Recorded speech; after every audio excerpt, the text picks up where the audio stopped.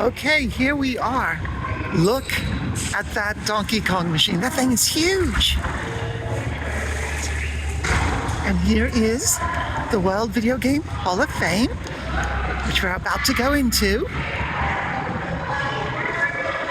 We've got Sonic, Lara Croft, though she looks rather cross, Master Chief. We got Link. Look at this boy.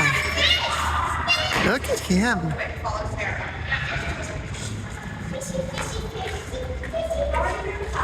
Even after the 13th installment of the Legend of Zelda franchise, Link, the main character, still resembles Takashi Tezuka's original Nintendo designs, a youthful Peter Pan figure armed with the insights of the royal family of Hyrule. You got Crash Bandicoot there.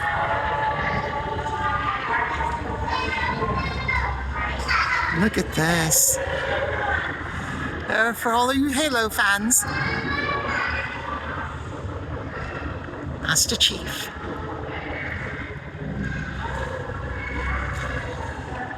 So she looks a little bit cross, but there's Laura. Or Lara.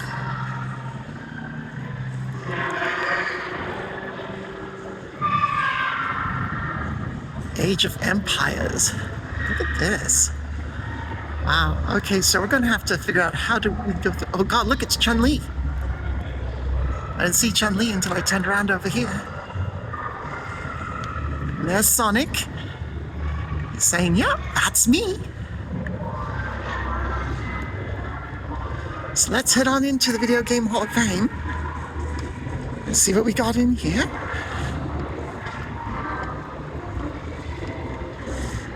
Look at this. Got Street Fighter up on the screen.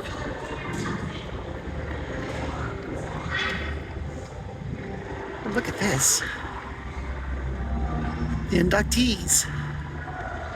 Doom. Computer Space, which was created by Nolan Bushnell and Ted Dabney. It was the very first video arcade game. It preceded Pong. It was the one right before Pong. Animal Crossing. Tamagotchi. King's Quest, the Williams, Roberta and Ken Williams. Sierra Online.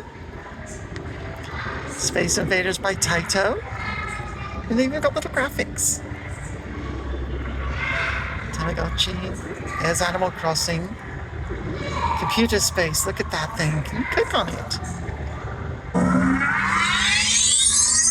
There was no video game industry in 1970. The games that we'd now call video games were still mostly locked away on computers in university and research labs. Engineering student Nolan Bushnell was captivated by the most popular of these games, Space War.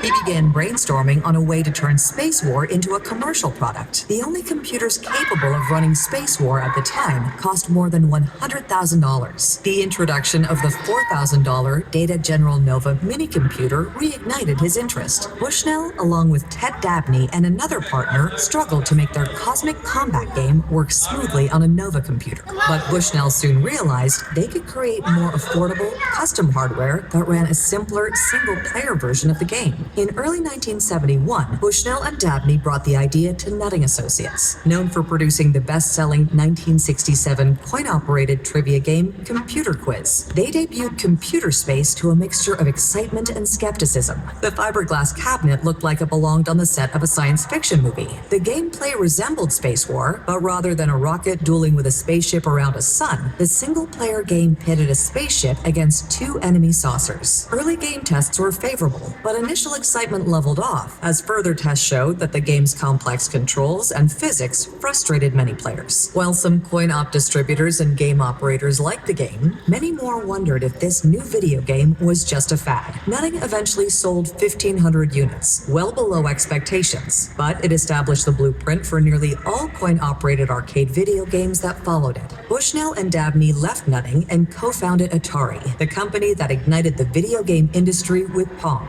Ultimately, Computer Space didn't bring video games to the masses, but by showing that video games could reach paying audiences outside of computer labs, it laid the foundations for the game industry. Okay, how cool is that? You got others for Tomb Raider. Civilization, Donkey Kong, Ultima. Ultima's so good. Influenced by his love of fantasy worlds, Ultima designer Richard Garriott created his own D&D style computer games as a high school student, releasing a game for the Apple II in 1979. Its success convinced him to create an even better game 2 years later. Ultima, the first age of darkness, helped define the role-playing game in the earliest years of computer gaming. Ultima cast players as clerics, fighters, thieves, or wizards, but what set it apart was its vast fictional world and blend of fantasy and science fiction. Players had to find a time machine and earn 4 gems to travel back in time to destroy the evil wizard Mondaine, battling monsters in subterranean dungeons, and blasting enemy ships in arcade-style outer space combat. This blend of genres and mechanics, and the game's innovative graphics, launched an enduring and influential gaming franchise, including the landmark online role-playing game Ultima Online, that mesmerized players and inspired game developers around the world. That's so cool.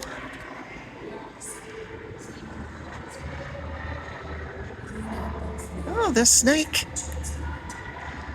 So over here we have women in games. Oh, look, more of these. There's Pac-Man, Halo, Bobby Fashion Designer, Ocarina of Time, of course, Dragon's Quest, Space War again, Tetris. Well, actually, Space War was the original game that was created by the Model Railroad Club of MIT. And it was that game that Nolan Bushnell played that inspired him to create Computer Space. And Dance Dance Revolution, Microsoft Solitaire, Defender.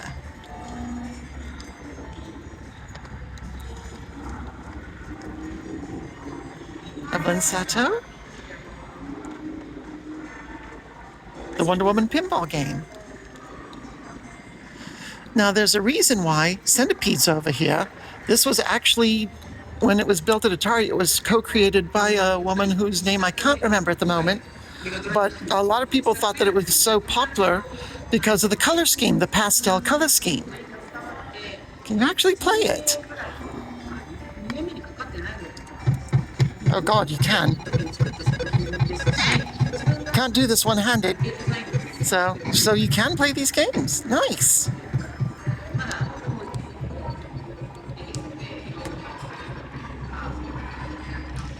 It's like educational software.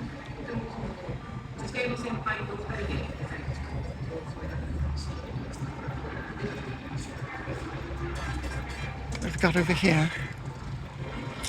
Death Race! They've got a copy of Death Race! This created the very first video game Moral Panic. See all those little guys running around? You drive the car and you run them over. And people were and they were called gremlins.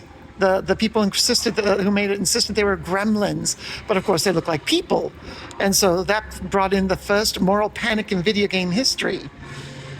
But because people thought you were training kids and that to run over pedestrians. And of course it was based off of the Death Race movie, where you did exactly that. I think Sly Stallone was in that one. There we go, the first violent video game. Death Race. Wow. That's video game history right there. River Raid, Carol Shaw. Yes, there you go. I'm sure many of you have played that one.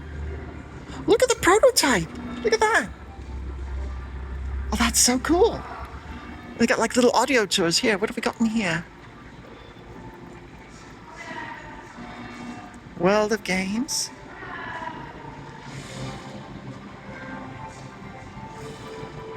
The Piper computer repair kit or computer kit. So you make your own computer. Master Blaster. I remember that. What else we got around here? Here we go. Icon Status. Mario Brothers. That's a really beat up copy of it. Tomb Raider, Pac-Man. I had that. Space Invaders. That was the game that caused the 2600 to take off. Donkey Kong. Is that the Game & Watch? No, I think that's just like a Tiger Electronics. No, it is a Game & Watch. Okay. Had to put my glasses on. Sonic, Halo, little Space Invader guy right there. Signed autograph Sonic. Ooh. 16-bit graphics, says the Sega. You can actually play it. You can play it up there. Oh, cool, depending on which of these stations you go to. Oh, that's what the actual award is. Inductee statue. Oh, very cool. So what else we've got over here? We can play Centipede there. And, oh, we can play Mario Brothers over here. Play with the Nintendo there, and then you can play Street Fighter up there. I assume it's going to be a PlayStation controller over there. What have we got over here? You've got Doom and the Doom Companion.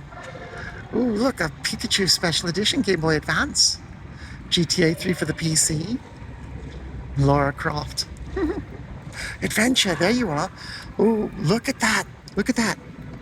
Oops. Let's see if I can get it in focus. Come on. It's not wanting to focus on it. But although it's all blurry and you can't really see what that is Colossal Adventure. That's Colossal Caves Adventure. For the Commodore. Back when you had tape drives, where you actually used tape drives. Then, of course, the Adventure, the classic Atari Adventure game. King's Quest down there. Mastering Pac-Man. I actually used to have that exact book. Oh God, the Super Mario movie. Oh, the Super Mario movie. What else we got over here? FIFA. Angry Birds. It's an interesting combination. FIFA and Angry Birds. There's another Angry Bird there. Let's see what we got over here.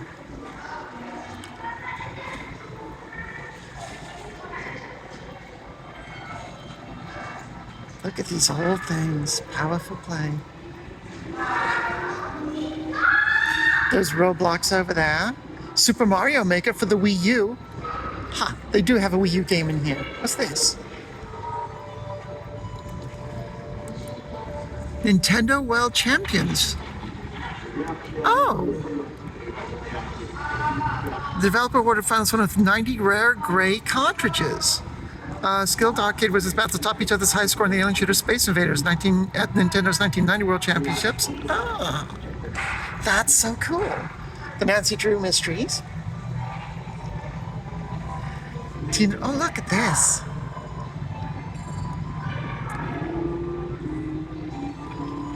Oh, that's so cool.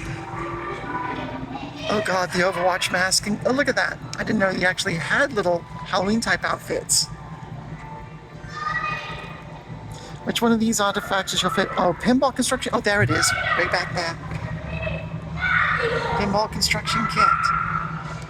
That was EA Sports' original album cover designs. Those things there. See if I can zoom in on it. It's as far in as I can zoom in, apparently. But EA released all of their games in that kind of format. And the whole thing, if you notice, the creator's name is right up there at the top. And that was the thing about EA, is that they wanted to treat their designers like they were music stars, like rock stars.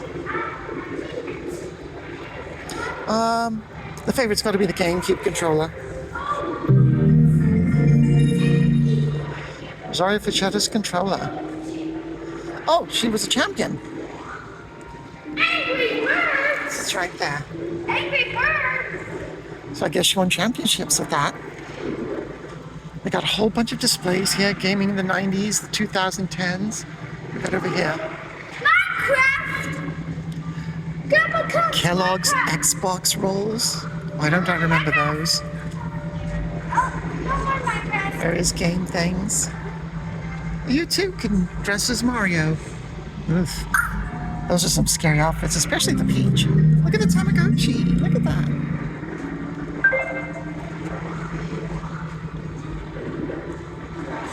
See what else we got over here. There's Pac-Man over there.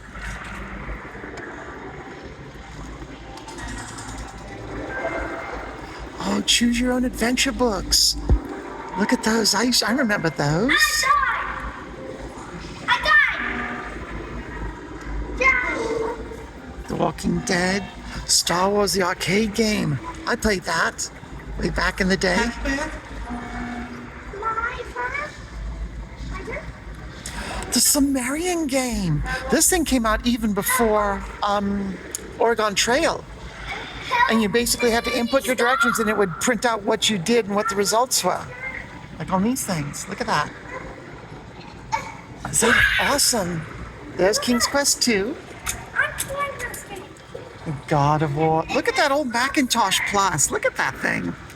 Just about. How ancient that thing is. Pac-Man. Pac-Man. Pac-Man. What's up? That's not fair. Look at that John Madden football for the Sega Genesis. There's, speaking of Oregon Trail, there it is. Look at that thing. Help me?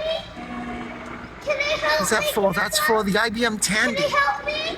I have the Apple II version. Thank you very much. Look at that gold. There's the gold cartridge, the Zelda cartridge.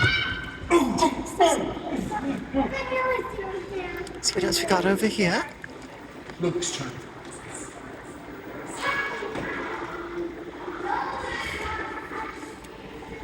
Video pinball. Kel Cantor. She's a video game. Oh, she was the one that started up like focus groups and things. Was for Atari, so they could look for. Oh, I got distracted. Look at this. Here it is. Computer Space. Look at that thing. The very first video arcade game ever. Arcade video game number 1. That's literally the OG right there. Look at that thing. This was also featured in the movie Logan's Run. You can see a copy of Computer Space in Logan's Run, the movie. Let's wander on over here. Ooh, Dig Dug. Civilization 4. Oh, there we go. Leisure Suit Larry 5. The original Prince of Persia. Is that the Apple version? That's the old Broderbund version. I'm not sure which computer that's for. But you see down here, these are the videos that he used. He basically took footage of his brother, dressed in white, doing jumping and climbing and all those kind of moves, and then used rotoscoping to put him in the game. And that's where you got the realistic movement of the original Prince of Persia. Look at these old games. There's a giant Mattel football. I remember those. Oh, here they are in here. Little handhelds.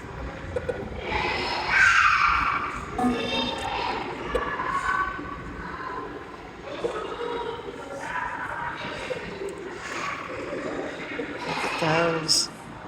Mattel made the first genuine handheld arcade games. I remember friends who had this one. Wow. And of course, there's the original Pong, played on a giant TV.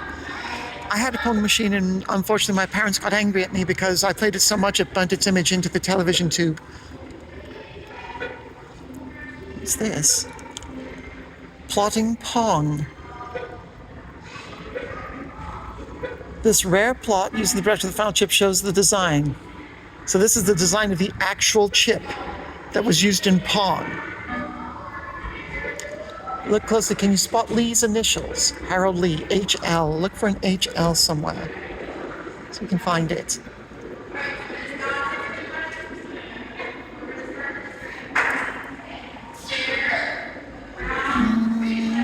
I'm not seeing it. But this is the Pong circuit. It'll be in here somewhere. But that was the circuit layout for Pong, the chip that was known as... Stella was what they called the Atari 2600 while it was in production. I can't remember it was another woman's name. It was named after an office, someone who worked at Atari, a very attractive female employee. There's Sears Telegames, Pong. Sears was willing to pay to put the game out into mass market, but they insisted they put telegames on it. but Atari wanted their logo on it. So the compromise, if you look very closely, the compromise, it's blurring out again, is if you look on the power button, you can see Atari's logo. Well, you could if this thing wasn't blurry as all heck. The glass seems to be interfering with my ability to do close-ups. Oh, look at this. Baffle ball. This is one of the earliest predecessors to pinball. No skill attached. You just basically shot the ball up and then it bounced around. And that was why they were called gambling machines. That's why they were actually banned, especially in New York, where Mayor LaGuardia banned them, and the ban stayed in effect until 1974. Because they were considered to be skillless gambling machines. And it wasn't until they introduced flippers in a machine called Humpty Dumpty that they were convinced the people that they were actually machines that used skill. Look at this. The Donner analog computer. Do you know what this is? Do you know what this is? This is tennis for two. It's not working though, but this is tennis for two. This was the first video game ever. And there's a lot of purists that don't call it a true video game because it didn't use an actual video screen or a monitor. It used an oscilloscope, where it had the little representation of the tennis net, which was an upside down T, and then you had the ball was served on either side. But this was put on as a demonstration at the place where Higginsbotham, I think was his name, he worked on the Manhattan Project. And then he ended up working at this laboratory where they tried to find peaceful uses for atomic energy. And they would have public days where they would show off what projects they were working, and they tended to be rather dry and complicated. So Higginbotham created this, Tennis for Two, to show that they could do fun things as well. It was so popular they brought it back for the second year with a bigger screen. But this is it. This was the first video game ever. I'm not a purist who sits here and snurs at it. This was it. Tennis for Two, that's the very first video game, right there. That came out before Space War, exclamation point. And this is Space War right here. This is what Space War looked like on the old PDP-1 computers. There he goes, Wiley Higginbotham. Or Willie Higginbotham, Wiley. Brookhaven National Laboratory. But that's what he made. Oh, I got to see, I wish it was on. I just wish it was on so we could look at it. Oh, look at this. Here we go. Space Invaders. That thing really took off. We've got here gaming in the 1970s. Yes, I played those kind of things. We go to gaming in the 1980s. Tetris. You can, I think, play... I'm not sure what this is, which game this is. Let's see. Is this Contra? This is Contra. Okay, it's Contra. I was wondering what that was.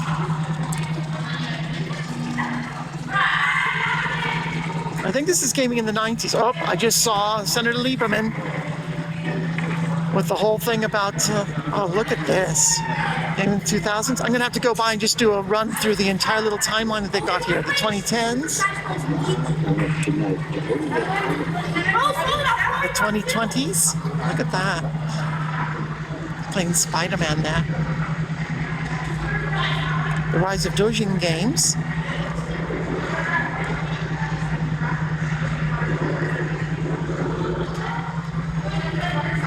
What have we got over here?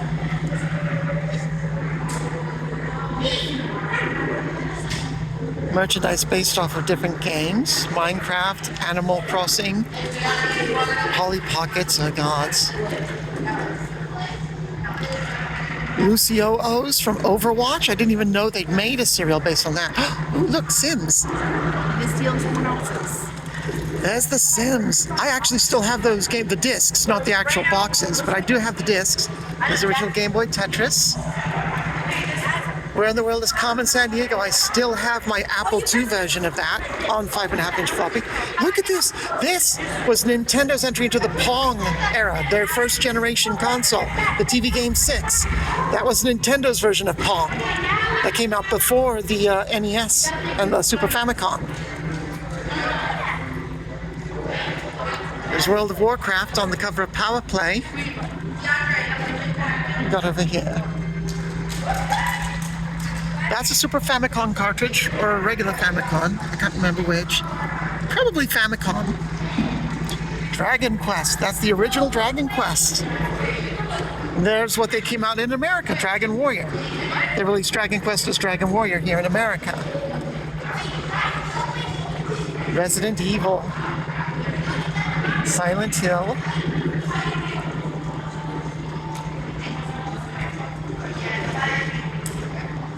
Let's keep going around this way. Oh, we've got old consoles over here. Look at these little monsters. Here we go. Atari 2600. That's one of the old models too, with 6 switches instead of 4. There's some of the early release video games.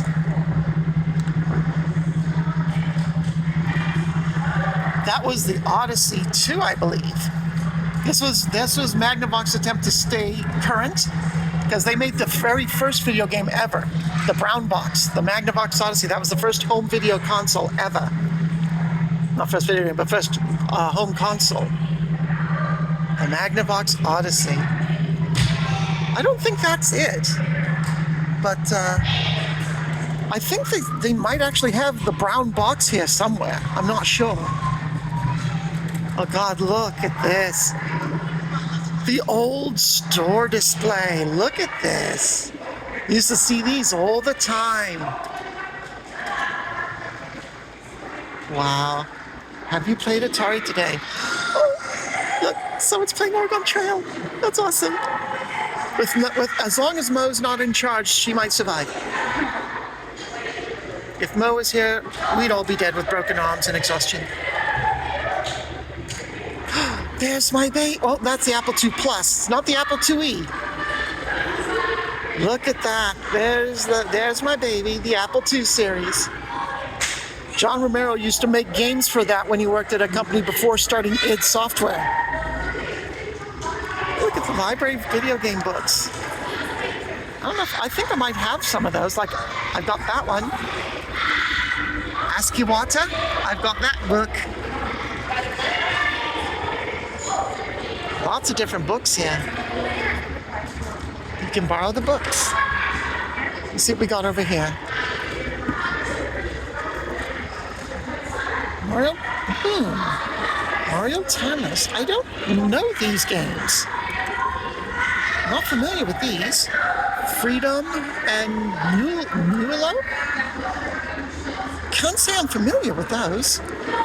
Let's wander on over here. There's the world. That's the box that I have. This one here. Where in the world is Carmen San Diego? But this is for the Macintosh. I have the Apple II version, but it's that box that I have.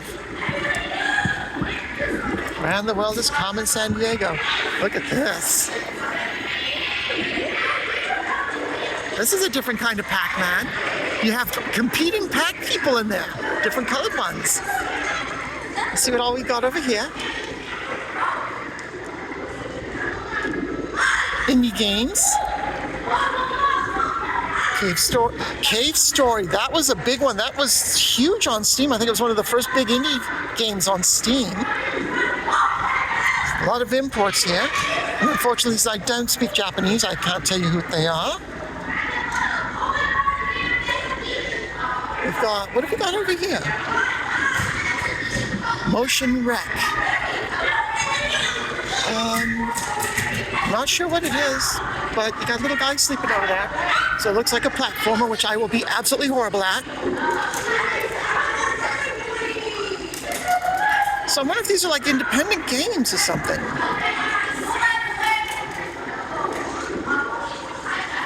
Let's see what we got over here. Women Behind the Words. Look at some of these old games. Nintendo, yeah, that looks like Perfect Blue. Or not Perfect Blue, what's it called? No, another code. Hotel Dusk, Room 215, I don't know any of the... Norbunga's Ambition, I vaguely remember having heard about. Never played it.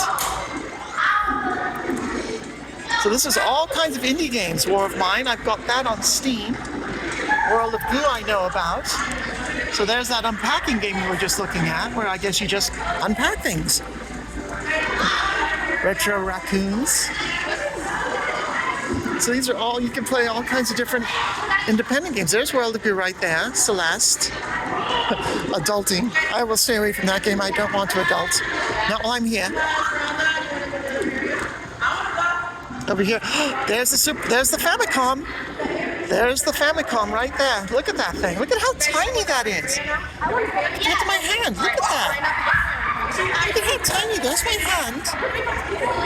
That thing could almost fit in my hand. Look at that. How tiny that is.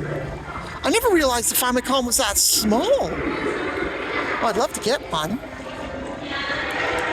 Okay, we've already been there. Look at this thing. What is that? I'm not sure what that World of Warcraft thing is. Neverwinter Nights. I remember that on AOL. There's Game Boy. There's the Mattel Electronics football. Little phone. But I'm not sure what that is. Oh, the Fairchild Channel F. The Fairchild Channel F was the first video game system to feature reprogrammable ROM cartridges. It came out before the Atari 2600. So this was the first one right here. The Channel F. That came out before the Atari. There's the innards of the Nintendo, the NES. Xbox controller. Oh wow, the Altair 8080, 8800. Wow, that's one of the first. You used to have to build those yourselves. You'd send away for the kit, and then you build it, and you basically see all those little switches. That's how you entered input and stuff like that. You had to enter your programs by flipping switches. It was incredibly primitive, but that's one of the first build-it-yourself computer kits. Wow, look at that thing. Oh, that's the Nintendo hands-free controller. What this allowed people who could not use their hands, like paraplegics, to play Nintendo games. And the kid you see on the manual there, I can't remember his name. Maybe they have it listed here. Did they list it? Who he is? He actually went around. He's known as, I believe now, the Quad Father. Because he went around and after he helped them design this and test it, and he went around and promoted it and showed it and demonstrated it, he ended up making even more accessibility hardware so that people could play games in that. But you used, I think, your chin to move that little padded knob that looks like a microphone. You used your chin, and that was your joystick. And then you had tubes, like you can see the one coming out of the top there, that you either blew into or sucked on to mimic the A and B buttons. And for select and start, you either blew longer or sucked longer on the tube. And that allowed people that couldn't use their hands and arms to play video games. There's Simon. Used to have one of those. Simon was basically Ralph Baer's FU to Nintendo. What happened was Ralph Baer created the Magnavox Odyssey, the brown box, the very first home video game. And he gave a demonstration of it. And one of those demonstrations was attended by Nolan Bushnell of Atari. So Nolan Bushnell took that idea back to Atari and created Pong. He then got sued by Magnavox, did a very low payment, basically a low penalty payment, and became the first licensee in video game history. He licensed Pong with the stipulation that Magnavox go after everybody else. So Pong got a free and clear license, completely wide open. They could do as much of it as they wanted, where everyone else had to pay like per game or whatever. So it was just like a landfall. And Ralph Baer, that kind of pissed him off. And so later on, Nintendo came out with this kind of lame thing called Touch Me, which was 4 squares that played these really jarring computer tones, and it was the same thing as Simon. Well, Ralph Baer saw that and said, I could do you one better. You want to sit there and take my Magnavox and say you did it better? He sat there and took Touch Me and made Simon out of it, where he took 4 tones, musical tones, not just electronic buzzes, but musical tones, and he had to find an instrument that made 4 different tones that all sounded good no matter what order they were played in. And he found that while going through the Compton Encyclopedia under B, he found the bugle. And it was an E that was one octave lower, B flat or sharp, I think, and then a C, I think, are the four notes, but they're from a bugle. And that's where the tones he got in Simon. And he basically did a Nolan Bushnell to Nolan Bushnell and stole Touch Me and turned it into Simon. Look at these old TVs. Look at all of this. Wow, look at all of this stuff. I wonder if this is like Ralph Baer's setup. Look, yep, this is Ralph Baer. This display of his desk and tools from his Florida home honors his tremendous contributions. Ralph Baer was like an absolute genius. But that's what his desk looked like. But he was just an absolute genius. There's some books under there. I can't see what those are. But yeah, he created home video games. He was the father of home video games. Not Nolan Bushnell like a lot of people think. Okay, I think that's most of the Hall of Fame. I'm going to go make a little video of the timeline they've got back there. But I think that's pretty much the whole Hall of Fame.